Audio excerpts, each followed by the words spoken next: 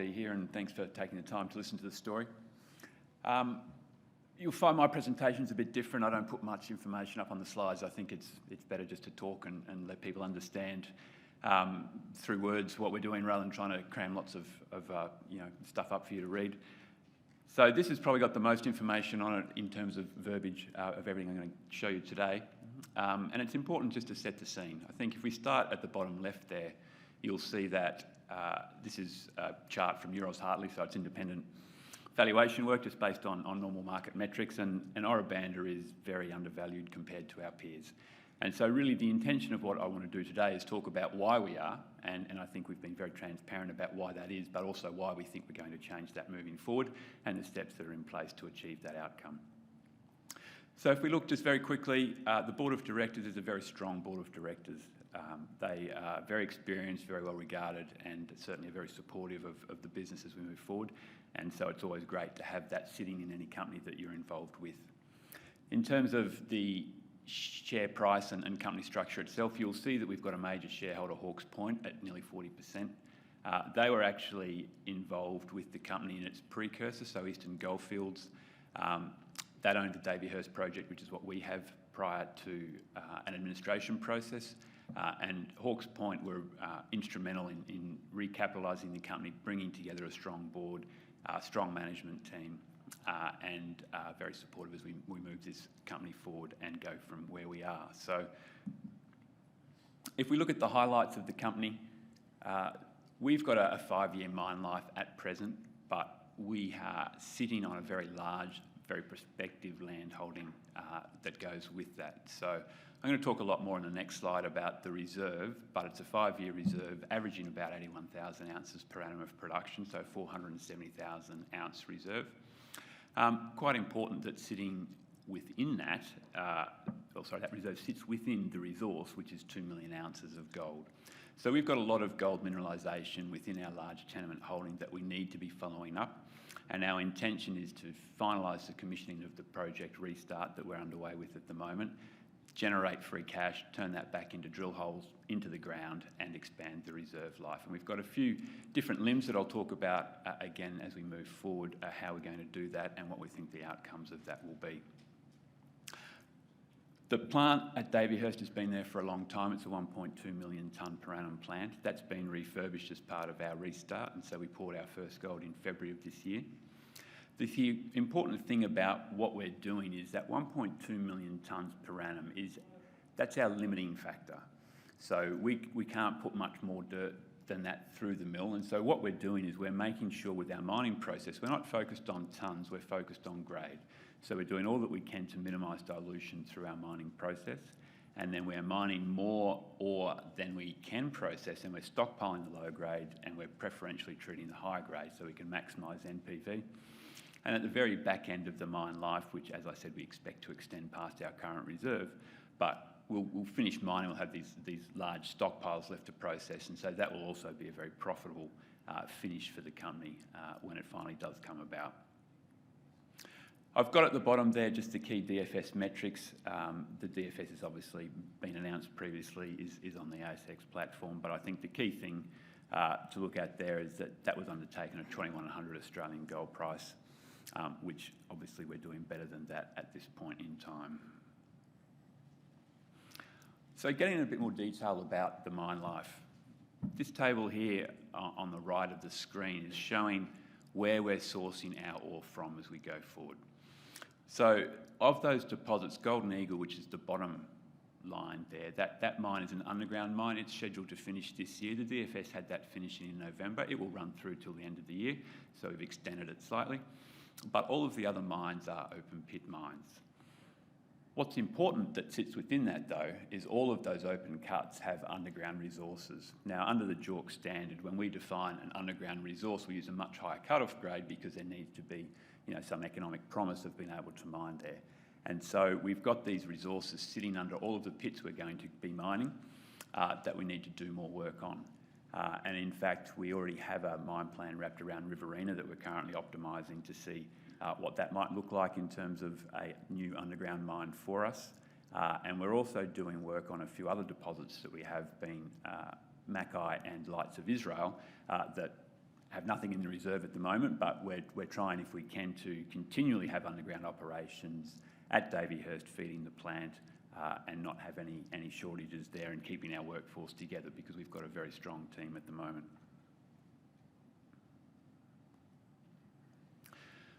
So really, this is where I'll spend quite a bit of time, and it's talking about why the market's been a little bit conservative with the valuation of ORA BANDA, and why we're improving, and how we're going to take this forward and start performing. So the plant was recommissioned on time and on budget. So as I said, first gold was poured in February of this year. The ramp-up process, though, has been very slow. From a mining point of view, we've actually been mining the amount of ore that the company said it would under the DFS. But the issue has been getting that material through the plant. So there's a couple of things that sit within that. For those technically minded, the plant was designed to run on a 60 to 80% hard rock feed. And when it started, it was running on an 80 to 100% oxide feed, which is a soft rock. The DFS did identify some clay issues in the oxide from the Riverina mine, but they completely underestimated the impact of those through the plant. And so what we were having was materials handling issues with the plant. That was manifesting itself in a couple of different ways. One was in the crushing circuit, so it was just clagging things up, and so you had to keep shutting down to clean off screens and clean out crushers. And then in the wet part of the plant after the mills, it was a lot higher viscosity, and that reduced the density in the tanks, and therefore we couldn't get the throughput on a tonnes per hour basis. So you'll see I've got that as resolved. The resolution there was actually just getting more hard rock into the blend. When the mining recommenced, the underground mine was not performing from a production point of view, and so we have worked with the contractor there, and that has gone from being an underperforming ore source to an outperforming ore source for us. Unfortunately, as I said, it's finishing up at the end of this year, but we are looking at other sources that we can bring on, as I mentioned before.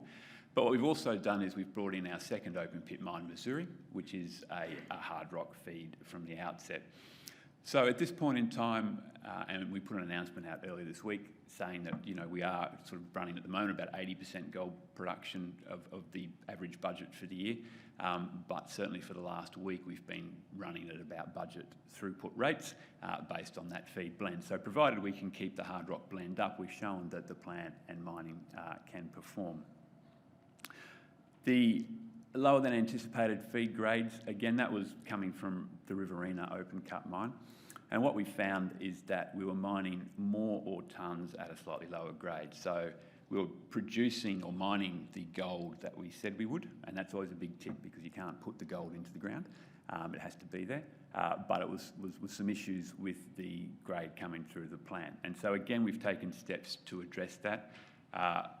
First and foremost, and you might have seen on an earlier slide, I'm relatively new to ORA BANDA, so I've only been there for just on 6 months now, and so I've come in to assist with some of these changes.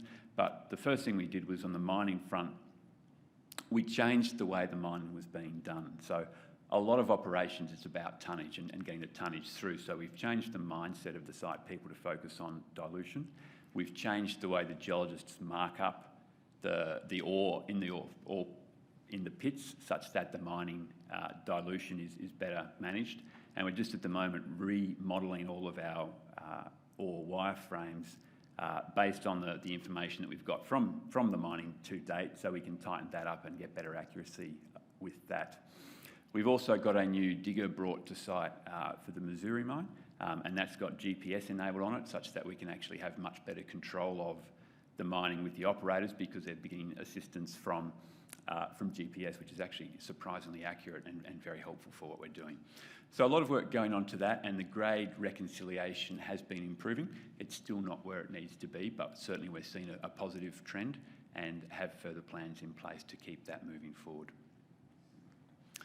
The Scala screen underperformance, you'll see we've said improving there. That, again, has been fixed by the blend. The only issue, and an issue is probably a strong word, the issue we have with the Scala screen at the moment is to balance the rock going through the circuit to the right. We've got 3 crushers, a primary, secondary and tertiary. To get that balance right, we need to change some of the screen panel dimensions. Unfortunately, one of the issues with supply chains and logistics and COVID is that it's taken some time for the panels to arrive with the different sizes that we need. So that's coming. We have brought in a mobile crusher to assist us with our crushing of the soft rock, and as a result of that, that is sort of extra crushing capacity with the oxides and the performance we're getting out of the crushing circuit at the moment. We actually are comfortably meeting our targets now with the crushing circuit. So we're not saying that's fixed until we get the new panels in place, but that's actually been resolved from our point of view as well at this point. The new tailings cell, that was a capital cost always known about, needed to be done, but that's actually, the earthworks will be complete any day now, and that tailings facility will be accepting feed this month. And with the construction of that cell, we will have tailings capacity for the remaining 5-year reserve life. So that's going well. On the sample preparation laboratory, we've been having, along with all of our peers, big issues in terms of turnaround times with assays. That issue has mostly been with the sample preparation rather than the assay process itself. So we've had SGS construct a sample prep lab on our site, such that we can send sort of prepared samples off for assay, and that will let us get our grade control drilling turned around a lot faster, which will again assist us with our mining planning, processing and dilution control. So we've had a lot of issues, but I think the pleasing thing is the company's identified plans to resolve those issues, and as you can see, we've taken those steps and all of those plans have borne fruit and we've been successful. We continue to have plans to continue optimising and improving what we're doing and get our production up to the budget levels where it needs to be. The final point on this slide here is the sale of our non-core Mount Ida tenements. We had the tenements, they were sitting over 125 kilometres from our mill, which is sort of centrally located on our tenements. It had copper associated with it, which for those, again, that maybe don't understand, copper in a gold plant destroys cyanide, so it's not a good thing to be doing. So for us, it wasn't a very attractive near-term production source, so we sold that for $11 million, and that closed just relatively recently. And I'll just touch on that again a little bit with the last slide I've got in this presentation. But talking of our tenement package, what we still have is a very large package, so over 1,200 square kilometres. You can see the colour, and I'm colourblind, so don't ask me to tell you which colour's which, but the gold trends run up our tenements. So whilst we have a large tenement, we have a very high proportion of those tenements are highly prospective. So this isn't something where we've got a big tenement package but not much interest in geology. We've got a lot of interest in geology across the bulk of our tenement package. So from that point of view, it's very exciting, and we're very looking forward to having the cash flow to really start our exploration program with a lot more vigour. Having said that, we have been doing exploration, and the way I categorise our exploration is really two different limbs. We have, as I alluded to earlier, we have near mine extensional opportunities that we need to do more work on for project development and converting those into reserves. And I would classify those as being higher probability. I mean, you can never guarantee things with exploration, but higher probability, probably a lower delta in terms of outcome, but fairly certain for mine life extensions for our project. But then the other thing that we have is just a true greenfields exploration. And we've identified a number of areas where we could find that deposit that's a step change. Now, it is exploration, and with that comes risk, but certainly we are seeing some very encouraging things with the work that we're doing and geological concepts that we need to follow up. So if we look at the slide on the right, you can see there's a box there that says mineralised system, untested to north undercover. There's a geophysical anomaly there of a subcropping system. So effectively what we're saying is we've got a big heat source, we've got a mine there already, there's no drilling over there whatsoever because there's been some transported cover. So we've got a lot going on there. To the south of that, we're doing some broad-spaced regional drilling. Really we're looking for identifiers to where we should go, but one of those drill holes hit 10 metres at over 2.2 grams per tonne. And that was to end of hole, and so we need to follow that up. So a lot of exploration opportunity that sits in front of us, and you can see that in the middle there, that mine design wrapped around the underground for Riverina, which we need to keep doing the work on and hopefully add to our reserve there. Last slide, and this is following on the asset that we sold, so coming back to close that out. The company we sold it to turned around and announced they'd discovered lithium in the historical data. We knew it was there. It had been historically logged as lepidolite. Now that company has share prices taken off enormously based on a couple of lithium occurrences over about a 5 kilometre distance. Just flagging to the market that we have a lot more lithium. This is a province that is known for lithium. This is one of the spots on the right there. We've got 10 kilometres of mapped out cropping pegmatites. This has also been historically logged as lepidolite, and for those that don't know, lepidolite has some processing issues, so it's not deemed to be particularly economically compelling. But we are doing some mineralogical work to see if that historical data was correct or not, and we'll move that forward as appropriate based on those results. So at this point in time, we're certainly not spruiking this as being the next lithium mine, but there's more work being done. The market certainly is interested in the project that we sold, so we'll be following this up to make sure that we're not missing anything on this front either.